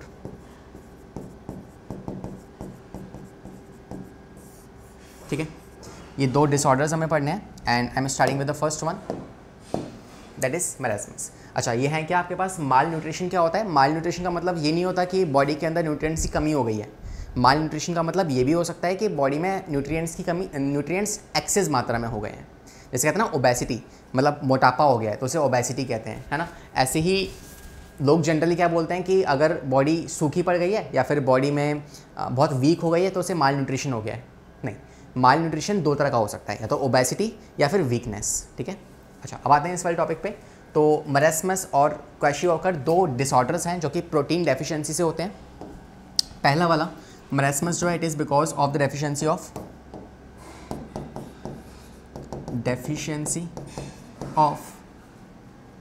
प्रोटीन्स एंड कार्ब्स, ठीक है। कार्ब्स और प्रोटीन की डेफिशिएंसी से क्या होता है मरास्मस हो जाता है। इसकी दूसरी बात, ये कौन सी उम्र के बच्चों को होता है, तो ये 1 साल से कम की उम्र के बच्चों को होता है, less than 1 year old children, ठीक है। तो 1 साल से कम वाले जो बच्चे होते हैं उनमें ये डिसऑर्डर हो जाता है। तीसरा, इनके सिम्टम्स क्या हैं वो इंपॉर्टेंट है, वो ध्यान से सुनना, बिकॉज सवाल यहाँ से बन सकता है। पहला सिम्टम कि जब किसी बच्चे को मरास्मस होगा तो उसकी ग्रोथ रुक जाएगी, तो स्टंट ग्रोथ, उस बच्चे की ग्रोथ रुक जाएगी। दूसरी बात, उसकी बॉडी के जो बॉडी पार्ट्स हैं वो बहुत पतले हो जाएंगे, मतलब थिन बॉडी, बहुत सूखा सा बच्चा होगा वो, thin body with match stick legs, है ना। जैसे माचिस की तिल्ली, बिल्कुल पतले पतले से क्या होंगे उसकी टांगें हो जाएंगी। तो ये एक मेजर सिम्टम है, that is match stick legs with thin body, ये दूसरा सिम्टम हो गया। तीसरा सिम्टम और क्या हो सकता है कि उसकी बॉडी के अंदर ना सबक्यूटेनियस फैट नहीं बचा, तो नो सबक्यूटेनियस फैट। क्या होता है सबक्यूटेनियस फैट, जैसे ये आपकी स्किन है, इस स्किन पे हाथ लो और ऐसे इसको स्किन को ऊपर खींचो तो आपको चमड़ी दिखेगी कि चमड़ी ऊपर नहीं आ पा रही है क्योंकि फैट जमा पड़ा है आपकी बॉडी के ऊपर, ठीक है। लेकिन जैसे जो एल्डर्स होते हैं, जैसे दादाजी वगैरह जो होते हैं, उनकी स्किन को ऐसे खींचोगे ना तो उनकी स्किन पूरी ऊपर आ जाती है क्योंकि उनकी बॉडी में सबक्यूटेनियस फैट कम होता जा रहा है, ठीक है। तो ऐसे इन बच्चों में क्या होता है, इन बच्चों की चमड़ी ऐसे ऊपर उखड़ के आ जाएगी, ठीक है। तो no subcutaneous fat in their body. इसके अलावा low IQ, low mental IQ, इनकी IQ पावर जो है वो कम हो जाएगी। तो ये सिम्टम्स जो हैं जनरली इस बीमारी में हो जाते हैं। वहीं अगर हम बात करें क्वेशियोकर के बारे में, तो ये जो डेफिशिएंसी है किस चीज़ की, it is the deficiency of proteins. लेकिन डिफरेंस क्या है फिर, अगर दोनों ही प्रोटीन्स की डेफिशिएंसी है तो ये 1 से 1.5 ईयर ओल्ड बच्चों को होता है, ठीक है। 1 से 1.5 साल के बच्चों को ये बीमारी, अगर कोई बच्चा 1 से 1.5 साल का है तो उसे जनरली क्वेशियोकर की डिसीज़ हो सकती है। इसके सिम्टम्स क्या होंगे, इसके सिम्टम्स होंगे, पहला सेम स्टंट ग्रोथ, इसकी भी ग्रोथ रुक जाएगी। दूसरा, इसमें बहुत पतली हो गई थी बॉडी, इसमें उसकी बॉडी के जो हेयर्स होंगे ना वो रेड कलर के हो जाएंगे, तो आपको होंगे रेडिश हेयर, रेडिश हेयर्स, ठीक है। बॉडी के जो हेयर्स हैं वो हल्के हल्के से लाल रंग के, ब्राउनिश रेडिश रंग के हेयर्स होना स्टार्ट हो जाएंगे। तीसरा, इसके अंदर जो सबक्यूटेनियस फैट है वो कम हो जाएगा, तो लेस सबक्यूटेनियस फैट, ठीक है। नेक्स्ट सिम्टम इसका आएगा कि इसमें पॉट बेले हो जाएगा, मतलब जो पेट है वो ऐसे मटके की तरह फूल जाएगा because of the accumulation of fluid, body के अंदर पानी का रिटेंशन हो रहा है, इस कारण से पेट स्वेल कर जाएगा, ठीक है। और last symptoms they will be less, सब ये लिख दिया हमने, तो ये सिम्टम्स इसके हो जाएंगे, ठीक है, ये इसके सिम्टम्स हो जाएंगे। तो मेजर इसका सिम्टम क्या है, मैच स्टिक लेग्स, और इसका क्या है, रेडिश हेयर। इसमें क्या है, 1 से 1.5 साल के बच्चों को, और ये होगा 1 साल से छोटे वाले बच्चों को ये मरास्मस हो सकता है। तो we have done the deficiency disorders also, और इनके ऊपर सवाल बन सकते हैं तो इनको ध्यान रखिएगा, ठीक है। अब हम शुरुआत करेंगे वाइटामिन्स के बारे में। सो फाइनली अब हम पहुंच चुके हैं वाइटामिन्स की तरफ, और एक काम करते हैं, पहले इसके जनरल फीचर्स डिस्कस कर लेते हैं, then we will move on to the we can say हम इसके टाइप्स पढ़ लेंगे बाद में, ठीक है। तो starting with the first one that is vitamin, जो कि आप देख सकते हैं। पहली बात इसके बारे में कि वाइटामिन जो है ये आपके ऑर्गेनिक कंपाउंड्स होते हैं, जैसे पहले हमने मिनरल्स पढ़े थे, मिनरल्स क्या थे, इनऑर्गेनिक थे, ये ऑर्गेनिक होते हैं। दूसरी बात, विटामिन को ढूंढने का श्रेय किसको जाता है, कौन से वो साइंटिस्ट हैं जिसने विटामिन को ढूंढा था, फर्स्ट टाइम एक्सट्रैक्ट किया था, तो वो थे आपके Funk scientist. Funk is the name of the scientist जिन्होंने फर्स्ट टाइम इसको डिस्कवर किया था। एंड इसके अलावा हम बात करें पहला कौन सा first vitamin to be extracted, कौन सा पहला विटामिन है जो एक्सट्रैक्ट किया गया था, तो वो है आपका that is thiamine, right. Thiamine जो है, या फिर जिसे आप विटामिन B1 कहते हो, तो ये जो है ये फर्स्ट विटामिन जो कि एक्सट्रैक्ट किया गया था, ये आपको पता होना चाहिए। अगर हम इसके फंक्शंस की बात करें तो क्या काम होता है इनका बॉडी में, तो सेम जो मिनरल्स करते हैं, दैट इज प्रिवेंटिव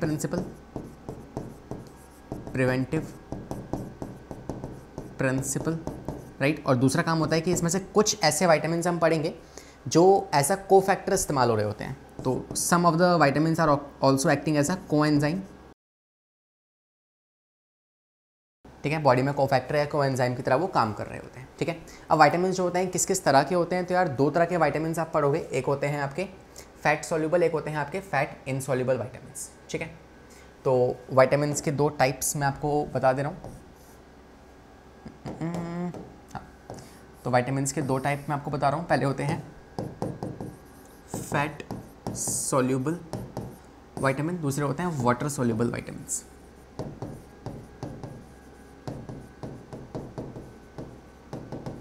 ओके, जो फर्स्ट हैं आपके फैट सॉल्युबल, इसके टाइप्स क्या होंगे, तो इसके टाइप्स जो हैं वो होते हैं, इसमें आपके आ जाएंगे एग्जांपल, जैसे विटामिन A, D, E और K।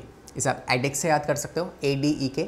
तो vitamin A, vitamin D, vitamin E और विटामिन K क्या है, ये चारों के चारों आपके फैट सॉल्युबल विटामिन होते हैं जो फैट में सॉल्युबल हो जाते हैं। वहीं वाटर इन जो सॉल्युबल विटामिन होते हैं वो होते हैं आपके विटामिन B कॉम्प्लेक्स, जिसमें आप बहुत सारे तरह के विटामिन पढ़ोगे, vitamin B1, B2, B3, B5, B6, B7, B9 और B12, ठीक है।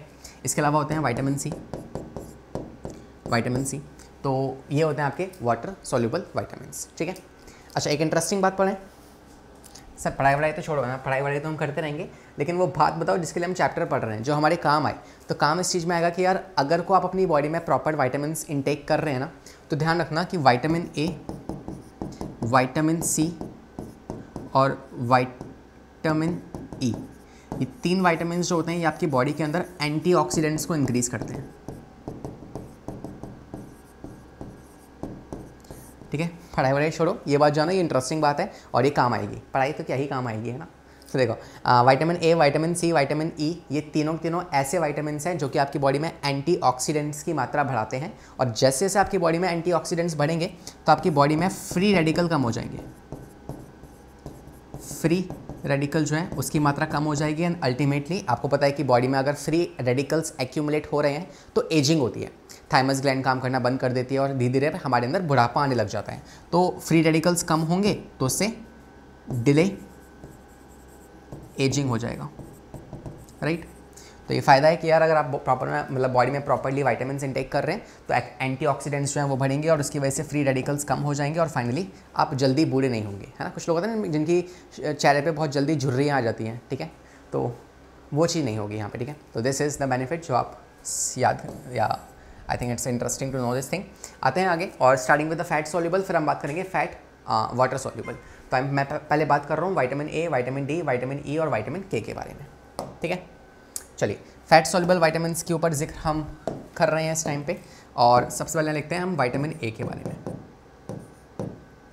विटामिन A फर्स्ट नंबर, ठीक है। कौन कौन से होते हैं फैट सॉल्युबल, आपके विटामिन A हो गए, D, E और K।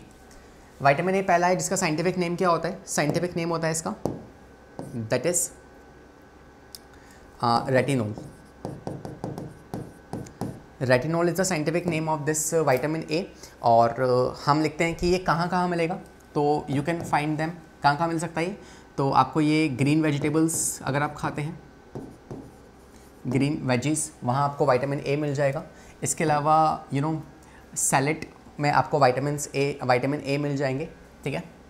Then you can say what else, अगर आप नॉन वेज खाते हैं तो इन दैट केस मिल्क में विटामिन ए होगा, इसके अलावा एग में विटामिन ए होगा, मीट में विटामिन ए होगा, ठीक है। फिश लिवर ऑयल जो होता है,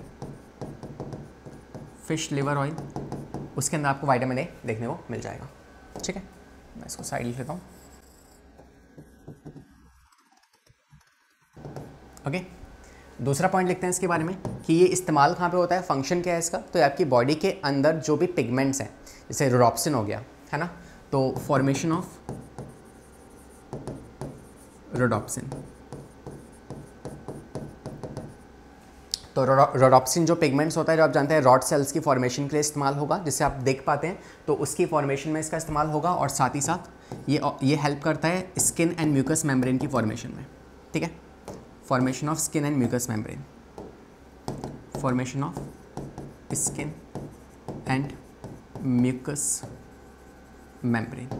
अच्छा, एक और बात लिख लेते हैं इसके बारे में कि ये अगर ये नहीं होगा बॉडी में, विटामिन अगर ए की कमी हो गई बॉडी के अंदर, तो कौन सी डेफिशिएंसी हो सकती है। तो अगर मैं बात करूँ तीसरा, जो कि है डेफिशिएंसी,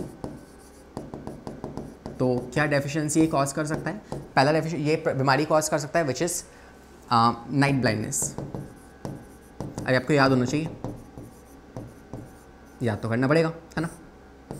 तो नाइट ब्लाइंडनेस कॉज कर सकता है, जिसको साइंटिफिक नेम होता है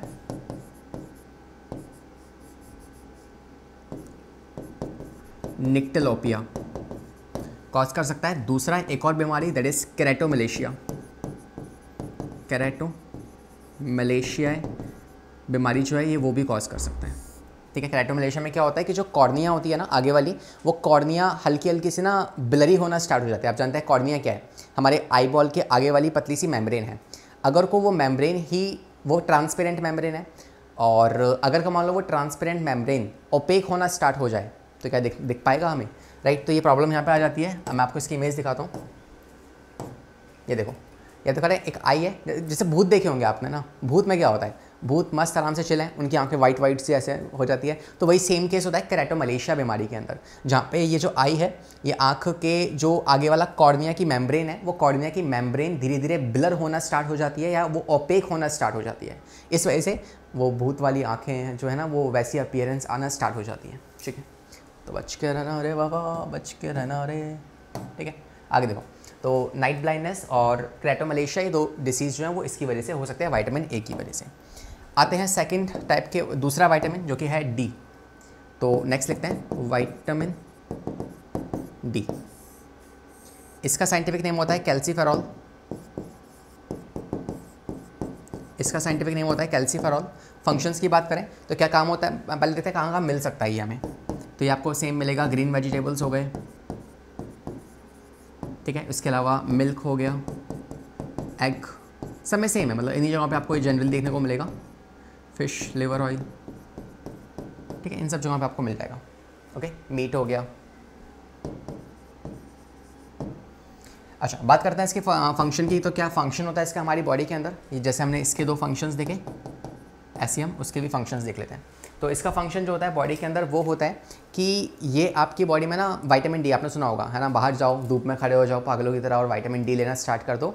तो ऐसा नहीं है, ऐसे नहीं कि आप दोपहर में जाके 2 घंटे बाहर धूप में खड़े हो और आपकी बॉडी में विटामिन बन रहे हैं, ऐसा नहीं होता। पहली बात तो विटामिन अगर आपको धूप से चाहिए तो वो आपको सुबह सुबह मॉर्निंग की जो धूप होती है ना, वही लोगे तो ही आपको विटामिन डी बॉडी में बन पाएगा।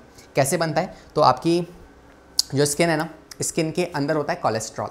ये डी हाइड्रोक्सी कोलेस्ट्रॉल जो होता है, ये सन से आती हुई यूवी बी रेज, है ना, अल्ट्रावायलेट बी रेडिएशंस को एब्जॉर्ब करेगा और इसे कन्वर्ट कर देगा आप कह सकते हो प्री विटामिन D3 के अंदर। और फिर वो प्री विटामिन D3 जो है वो फाइनली कन्वर्ट होगा विटामिन डी के अंदर, D3 के अंदर, जो कि आपको मिल जाएगा। तो आप कैसे कहोगे कि जो सनलाइट से रेज आ रही है, जिसमें क्या है UVB है, ये आपकी स्किन पे पड़ेगी।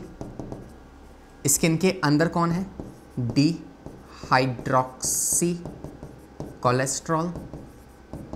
ये डी हाइड्रोक्सी कोलेस्ट्रॉल जो है, ये इस UVB रेज जो है इसको कन्वर्ट कर देगा किसके अंदर, इसको ऐसे कर लेते हैं। ये जो है UVB जो रेज हैं इसे कन्वर्ट कर देगा इस UVB को कन्वर्ट कर देगा इसमें प्री विटामिन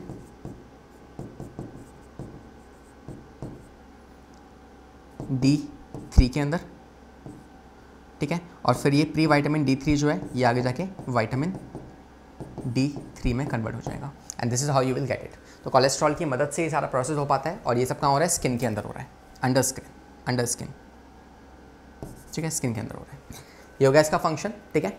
इसके अलावा और क्या कर सकते हैं, अगर हम इसकी डेफिशिएंसी की बात करें भाई, अगर मान लो बॉडी के अंदर विटामिन D की डेफिशिएंसी हो गई तो क्या हो सकता है, तो इससे दो बीमारियां हो सकती हैं। पहली बीमारी जो होगी वो होगी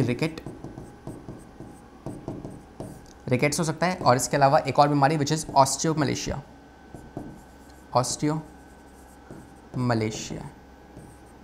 दोनों ही बीमारी में क्या हो रहा है, बोन्स की डिफॉर्मेशन हो जा रही है, मतलब जो बोन्स हैं वो टेढ़ी मेढ़ी हो जाएंगी या अंदर से खोखली हो जाएंगी। जैसे आप देख पा रहे हैं यहाँ पे बोन्स नॉर्मल बोन है, दिस इज़ नॉर्मल बोन। अगर ये जो है रिकेट्स या फिर ऑस्टियोमलेशिया की बोन होती है जिसमें आप देख पा रहे हैं अंदर खोखली से होना स्टार्ट हो गया, तो बोन की डिफॉर्मेशन हो जाएगी। अगर कोई एक नॉर्मल पर्सन की बोन कुछ ऐसी है तो इस पर्सन की जो बोन है वो ऐसी टेढ़ी मेढ़ी होना स्टार्ट हो जाएंगी, ठीक है, डिफॉर्मेशन ऑफ बोन्स, ठीक है। तो ये दोनों सेम है, साइंटिफिक नेम है ऑस्टियोमलेशिया। विटामिन A हो गया, विटामिन D हो गया। बात करते हैं विटामिन E के बारे में, ठीक है। तो let's now talk about vitamin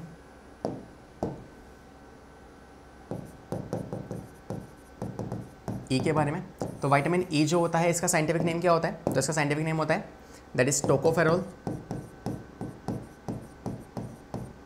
tocopherol जो होता है, अगर हम इसके पहले बात करें कहाँ पाया जाएगा, तो सेम जगह पर पाया जाएगा आपके, है ना, fish, liver, oil, meat, vegetables, ठीक है, कुछ फ्रूट्स में भी पाया जाएगा, ठीक है, और इसके अलावा एग्स, इन सब जगहों पे।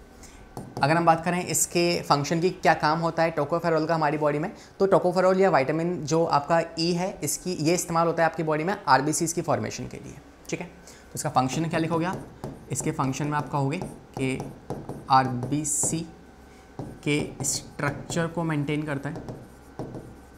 दूसरा काम मेल फर्टिलिटी के लिए ये रिस्पॉन्सिबल है, जो मेल की फर्टिलिटी है उसको भी ये रेगुलेट करेगा। अगर को मान लो इसकी डेफिशिएंसी हो गई तो क्या हो सकता है, तो इसकी डेफिशिएंसी जो है वो कॉज कर सकती है इनफर्टिलिटी इन द मेल्स, है ना, बिकॉज ये फर्टिलिटी को मेंटेन कर रहा है तो इनफर्टिलिटी इन मेल हो सकती है। या फिर आप कह सकते हो कि इसमें RBCs का डिस्ट्रक्शन भी हो सकता है, ठीक है, बिकॉज RBC का स्ट्रक्चर मेंटेन कर रहा है, तो अगर नहीं होगा तो RBC डिस्ट्रक्शन या फिर RBC की कमी हो सकती है इसके अंदर, दैट इज़ एनीमिया।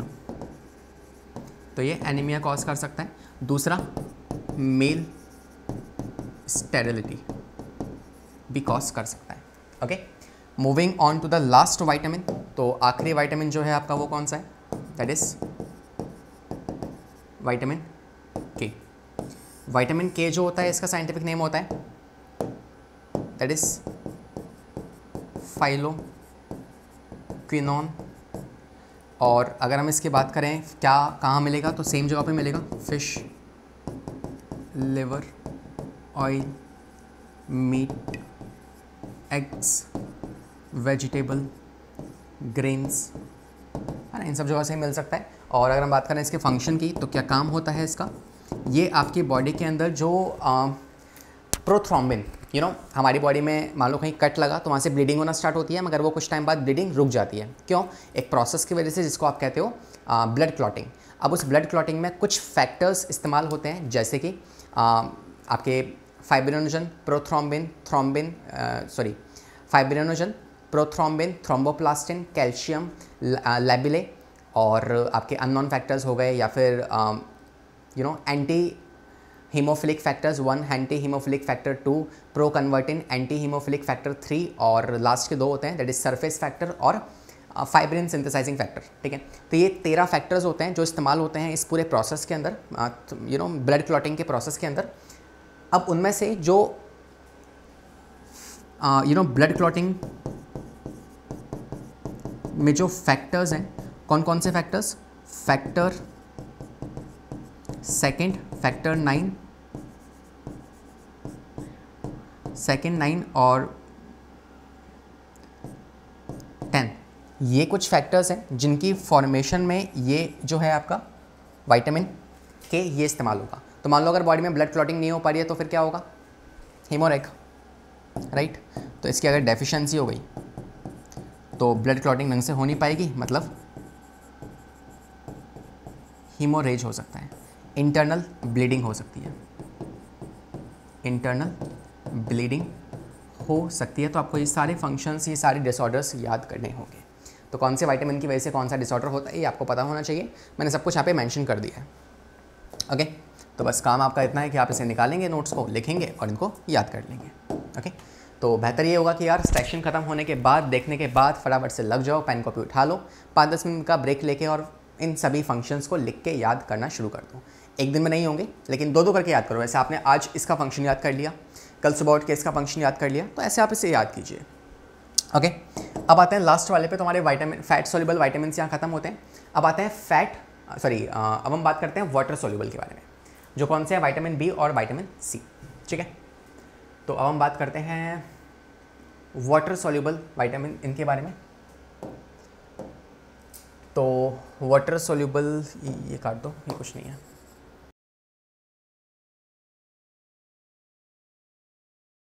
ये फैट सोल्यूबल के डिसऑर्डर्स थे। ठीक है, अब बात करते हैं आपके वाटर सोल्यूबल। वाटर सोल्यूबल में क्या आएंगे, इसमें आपके आ जाएंगे vitamin B complex. B complex क्यों कह रहा हूँ, बिकॉज इसमें बहुत सारे विटामिन बी आते हैं, जैसे कि vitamin B1, B2, B3, B5, B6, B7, B9 और B12। ये क्या है, आपके डिफरेंट टाइप के विटामिन बी के विटामिन बी होते हैं, और एक होता है आपका विटामिन सी। ठीक है, पहले बात करते हैं विटामिन सी के बारे में। विटामिन सी का जो साइंटिफिक नेम है वो होता है एस्कॉर्बिक एसिड। अब नहीं पढ़ना, एस्कॉर्बिक एसिड। ठीक है, एस्कॉर्बिक एसिड, ये साइंटिफिक नेम है विटामिन बी का। अगर कहाँ पाया जाएगा, तो आंवला, citrus fruit, guava, tomato, chilli, इन सब जगहों पे पाया जाएगा। काम क्या होता है इसका, कोलेजन सिंथेसिस। आप जानते हैं कोलेजन आपके बॉडी में पाया जाता है ना। मैक्सिमम एनिमल टिश्यू जो है वो आपका कोलेजन हो गया, और एसेंशियल फॉर इम्यूनिटी के लिए काम आएगा इसका, और आयरन की एब्जॉर्प्शन में, जो बॉडी में आयरन एब्जॉर्ब होगा उसमें काम करेगा, और एंटीऑक्सीडेंट की तरह इस्तेमाल होता है। एंटीऑक्सीडेंट क्या होता है, जो फ्री रेडिकल कम कर देगा और बॉडी की एजिंग को डिले कर देगा। अगर ना हो तो स्कर्वे हो सकता है, मतलब गम्स में से ब्लीडिंग हो सकती है, it is called as gums bleeding. तो बॉस अब आपको ये याद करना है ना। तो थोड़ा सा फर्स्ट सेशन से डरना मत कि यार इतना सारा आ गया याद करने के लिए, सब तो हमें पता ही नहीं था। तो देखो सवाल इससे बने हैं, तो अभी नहीं होगा, ग्रेजुअली धीरे धीरे आराम से करते जाओ। अगर आप नीट के लिए आगे प्रिपेयर कर रहे हैं तो ना, बोर्ड लेवल में इतना डिटेल में नहीं होगा, है ना। लेकिन हाँ, मतलब जनरल क्वेश्चंस तो लाइक ये तो हमने क्लास 7 में सीखा हुआ है कि यार विटामिन सी की कमी की वजह से क्या होता है आपका, स्कर्वे बीमारी हो सकती है। तो ये बेसिक्स ही है, बस शायद हमारी नॉलेज में नहीं होगा, आज आ गया है तो आज हम इसे लिख लेंगे और याद कर लेंगे। ओके, डिले वुंड्स हीलिंग और एनीमिया, ये 3 बीमारियाँ हो सकती हैं विटामिन सी की डेफिशिएंसी की वजह से। नेक्स्ट हम बात करते हैं किसके बारे में, नेक्स्ट हम बात करते हैं विटामिन B1। विटामिन B1 जो है साइंटिफिक नेम इसका होता है थियामीन, और यही है जो सबसे पहले विटामिन एक्सट्रैक्ट या ढूंढा गया था। Eat milk, egg, meat, whole grain, इन सब से मिलता है। नर्व और मसल्स के स्ट्रक्चर को मेंटेन करेगा, अगर को नहीं हुआ तो बेरी हो सकता है। ठीक है, या वर्निकल्स एनसेफेलोट्रॉफी। एनसेफेलोट्रॉफी क्या होता है, ये ब्रेन का डिसऑर्डर है। ठीक है, तो ब्रेन के डिसऑर्डर्स इससे कुछ हो सकते हैं। तो विटामिन B1 नहीं होगा तो बेरी हो सकता है। ठीक है, नेक्स्ट पे आ जाओ, विटामिन B2। विटामिन B2 का साइंटिफिक नेम होता है, दैट इज एस्कॉर्बिक एसिड, ये थियामीन हो गया। Then it is called as riboflavin. Riboflavin ये साइंटिफिक नेम है। इनके साइंटिफिक नेम से भी आप सवाल आता है। मान लो क्वेश्चन दे दिया कि what is the function of you can से एस्कॉर्बिक एसिड, आपको यही नहीं पता कि एस्कॉर्बिक एसिड किससे कहते हैं इन सब में से, तो प्रॉब्लम हो जाएगी ना। तो इसलिए नाम भी ध्यान रखना है। तो ग्रेजुअली याद करो, लेकिन याद करना होगा और धीरे धीरे याद करेंगे, ये नहीं सारा एक दिन में याद कर लिया, ग्रेजुअली करेंगे। ठीक है, इन जगहों पे मिलता है, नर्व्स के स्ट्रक्चर मेंटेन करता है, बेरी डिसऑर्डर से हो सकता है। नेक्स्ट बात करते हैं राइबोफ्लेविन, जो कि B2 है। ये इन जगहों से मिलेगा, को एंजाइम की तरह इस्तेमाल होगा और आपके स्किन और म्यूकस मेम्ब्रेन को मेंटेन करेगा। अगर को नहीं हुआ तो किलोसिस या फिर ग्लोसाइटिस या फिर केराटाइटिस, ये 3 बीमारियां जो हैं से हो सकती हैं। इस किलोसिस में क्या होता है, have you seen the joker movie? Joker में आपको पता है ना कि वो अपने यहाँ से ऐसे स्किन को काट लेता है, ऐसी स्माइल बना लेता है। तो ऐसी कुछ बीमारी है वो इसमें आना स्टार्ट हो जाती है। अगर कोई विटामिन बी की कमी हुई तो यहाँ से होठों के बगल में से, है ना, माउथ के बगल में से यहाँ से ब्लीडिंग होना स्टार्ट होगा और ये वाला पार्ट छिलना शुरू हो जाएगा। ठीक है, दैट इज़ अ बीमारी, that is a disease called as a cheilosis. Okay, तो ये डिसऑर्डर हो सकता है। नेक्स्ट बात करते हैं विटामिन B3 के बारे में। विटामिन B3 का साइंटिफिक नेम होता है नियोसिन और इन जगहों से मिलेगा, कोएंजाइम की तरह काम करता है और प्लेग्रा डिसीज कर सकता है। प्लेग्रा डिसीज कौन सी होती है? इसे आप 4D डिसीज भी कहते हो, है ना, इसको 4D डिसीज भी कहते हैं बिकॉज इसमें 4 बीमारियां हो सकती है। डरमेंशिया, डर्मेटाइटिस, डायरिया या फिर डेथ भी हो सकती है। ठीक है, तो 4 बार डी आ रहा है, डरमेंशिया, डर्मेटाइटिस, डायरिया और डेथ, तो इसलिए 4D डिसीज इसे कहते हैं। ओके, विटामिन B5 की बात करें, विटामिन B5 जो है ये आप, इसका साइंटिफिक नेम होता है पेंटाथर्मिक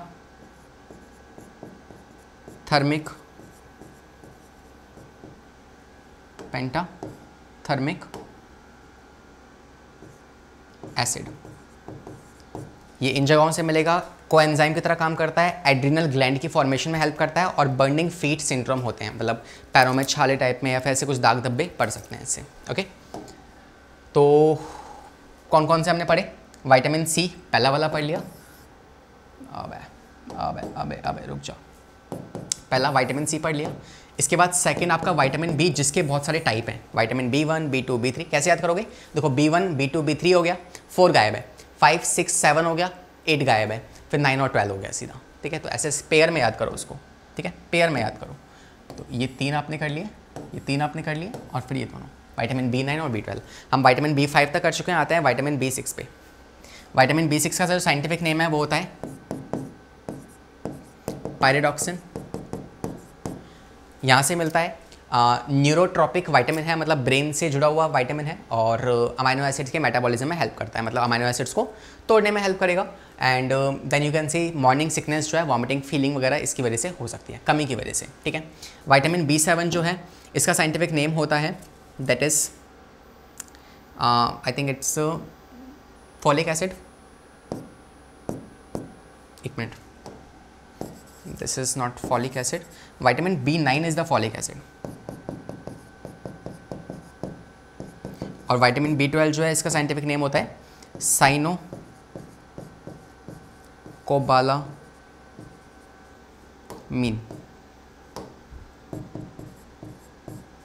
साइनोकोबालामीन, ठीक है।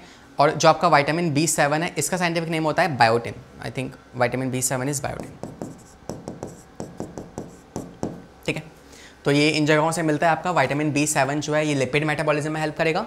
कमी हुई तो रेमेटाइटिस, स्केली लीव्स हो सकती हैं या फिर स्किन झड़ना स्टार्ट हो सकती है। ठीक है, vitamin B9 folic acid, growth factor, इसके काफ़ी सारे काम हैं तो याद कर लेना। ग्रोथ फैक्टर में काम आएगा, मेटाबॉलिज्म, हीमोपोइसिस मतलब कि RBCs की फॉर्मेशन में हेल्प करेगा। Formation of spine in the embryo, जो आपकी गैस्ट्रो इंटेस्टाइनल ट्रैक है और जो ओरल कैविटी है उसकी मेंटेनेंस करेगा।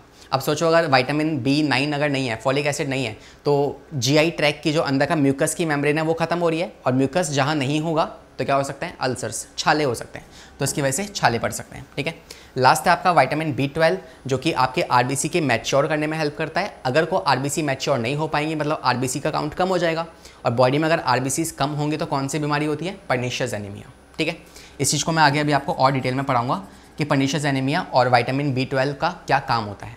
दूसरा ये काम करता है किसमें, absorption of castle intrinsic factor. ठीक है, ये भी हम पढ़ेंगे आगे जाके। ओके, तो we have done the water soluble vitamin also, उनके फंक्शंस पढ़ लिए, उनके कहाँ पाए जाते हैं वो पढ़ लिया, डेफिशिएंसीज पढ़ ली हमने। तो we have talk about the minerals and vitamin also. ठीक है, तो कुछ सवाल और लगा लेते हैं फटाफट से।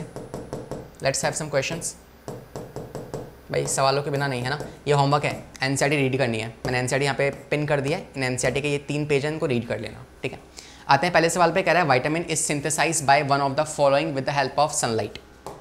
सनलाइट की मदद से कौन सा विटामिन बन सकता है? आपको पता है विटामिन D बनता है और कहाँ बनता है, स्किन में। ठीक है, ऑप्शन नंबर ए, कोलेस्ट्रॉल की मदद से, है ना, सिखाया था मैंने। नेक्स्ट कह रहा है वाटर सोल्यूबल विटामिन कौन से? तो वाटर जो फैट सोल्यूबल है वो है A, D, E, K। ठीक है, फैट सोल्यूबल कौन से हैं? ADEK। और अगर मैं बात करूँ आपके पास वाटर सोल्यूबल, तो वाटर सोल्यूबल में आते हैं आपके विटामिन B और C, B और C, इसमें B1, B2, B3, B5, B6, B7 और B9, B12 आएगा। ठीक है, तो ऑप्शन नंबर C। नेक्स्ट पे आ जाओ, अटेम्प्ट मारो, देखो फटाफट से। कह रहा थायमिन के बारे में पूछा है। थायमिन क्या होता है? विटामिन B1 नहीं होगा तो क्या हो जाएगी? नाइट ब्लाइंडनेस हो सकती है। ठीक है, रात को कम दिखेगा। अगर डिम लाइट है, हल्की फुल्की सी लाइट है, तो उसमें भी दिखना बंद हो जाएगा, उसमें दिखना बंद हो जाएगा मतलब। ठीक है, नॉर्मल तो दिखेगा ही आपको नॉर्मल लाइट में तो, मगर अगर लाइट कम है तो नहीं दिखेगा। ओके, अगले सवाल पे आते हैं। कह रहा है विटामिन टर्म किसने दी थी? तो फंक साइंटिस्ट हम पढ़ चुके हैं, फंक साइंटिस्ट ने इस टर्म को दिया था। और नेक्स्ट आपके पास fluorine helps in maintaining the, तो फ्लोरीन का हमने देखा था है ना माइक्रो एलिमेंट्स में। तो जो फ्लोरीन है ये आपके माउथ में इनेमल की मेंटेनेंस में हेल्प करता है। अगर फ्लोरीन की कमी हो गई है तो क्या होगा? आपके टीथ येलोइश होना स्टार्ट हो जाएंगे। तो enamel deposition and prevents the dental caries. ठीक है, तो option number B is the correct answer. Last सवाल आपसे कह रहा है कि which reserve food is starving as a main consumption. सबसे पहले कौन सा खाना डाइजेस्ट होना स्टार्ट होगा आपकी बॉडी में? तो वो है आपके कार्बोहाइड्रेट्स। ठीक है, दैट इज ग्लाइकोजन। ठीक है, तो एक स्टार्विंग, एक भूखा इंसान सबसे पहले कौन से खाने को तोड़ के एनर्जी निकालेगा? वो है कार्बोहाइड्रेट्स या फिर ग्लाइकोजन। फिर आता है आपके पास which vitamin is synthesise by colon of by bacteria. ये एक नया क्वेश्चन है जिसका जवाब शायद मैंने नहीं बताया अभी तक। कॉलोन जो है ये आपकी बॉडी के डाइजेस्टिव सिस्टम का एक पार्ट है। वहाँ पे कुछ विटामिन वहाँ पे कुछ बैक्टीरिया पाए जाते हैं, सिम्बायोटिक बैक्टीरिया, वो आपकी बॉडी में विटामिन बनाते हैं। कौन से vitamin? Vitamin B1, vitamin B2, vitamin B12 और विटामिन K। ये 4 ऐसे विटामिन हैं जो आपकी बॉडी में बैक्टीरिया बनाते हैं। तो अगर आप बाहर से नहीं ले रहे हो तो भी आपकी बॉडी में खुद से बन रहे हैं। ठीक है, तो विटामिन B12 याद है, साइनोकोबालामीन। तो देखा, अगर साइंटिफिक नेम, अगर इनका नाम ना पता हो तो नॉलेज बेकार है फिर, है ना। तो नाम भी आपको याद होने चाहिए। तो we have done all the questions here. I hope कि आपको ये सेशन पसंद आया होगा। और एक बात ध्यान रखना कि यार हम थोड़ा सा ज़्यादा पढ़ रहे हैं, है ना, मतलब हमने काफ़ी कुछ पढ़ लिया, लेकिन कितना सारा डेटा आपके पास अब कलेक्ट हो चुका है। आप ग्रेजुअली इस डेटा को याद करते रहेंगे ना, तो देयर इज़ नो इशू, कुछ बुराई नहीं है। तो ग्रेजुअली धीरे धीरे देखते रहो, इन डेटा उसको याद करते जाओ। और आई एम डैम श्योर कि जब एंड 2-3 महीने बीतेंगे तो आपके पास इतना कुछ होगा कि आप किसी भी सवाल को अटेम्प्ट कर पाएंगे। आपसे सवाल खुद लगना स्टार्ट हो जाएंगे। जिस क्लास में आप बैठे हैं आप वहाँ पे जवाब दे रहे होंगे। तो these things gives you know a kind of little happiness. तो हल्की हल्की सक्सेस आपको मिलेगी तो उससे हल्का हल्का मोटिवेशन भी आएगा, राइट। और फिर तुम खुद और पढ़ना स्टार्ट कर दोगे। तो जितना आपके पास आप चीज़ों को कलेक्ट कर सकते हो वो कलेक्ट करने की कोशिश करो। टाइम से पढ़ो, जो सेशंस आ रहे हैं उन सेशन को प्रॉपरली लगाओ। ठीक है, और we will wait for something good to happen. Your hard work will pay you soon. आपका हार्डवर्क आपको पे करेगा पक्का। ठीक है, जब तक ले पढ़ाई करते रहें, सेफ रहें। डिस्क्रिप्शन में कुछ लिंक्स दी गई हैं, उन लिंक्स को देखिए। और कुछ क्वेश्चंस मैंने कराए हैं ऐसे ही। आज के सेशन में जो भी कुछ हमने पढ़ा है इसके बेस्ट क्वेश्चंस एक DPP की फॉर्म में आपको डिस्क्रिप्शन में मिल जाएंगे, तो उसको ज़रूर अटैम्प्ट कर लेना। नोट्स वहाँ पर मिल जाएंगे। NCERT रीडिंग आपका होमवर्क है, बाकी मैं भी आपको अलग से करवाऊँगा। ठीक है, तो let's end this session till here only. Will see you in the next class. पढ़ाई करते रहें, सेफ रहें। Bye bye, take care. I wake up to a little bit of drool on my pillow, feel like it's gonna be a bad day. Yeah, I'm tired of shit, and the coffee ain't hit yet, damn ain't that great. I don't wanna go to work, cause my boss is a jerk, and I'm not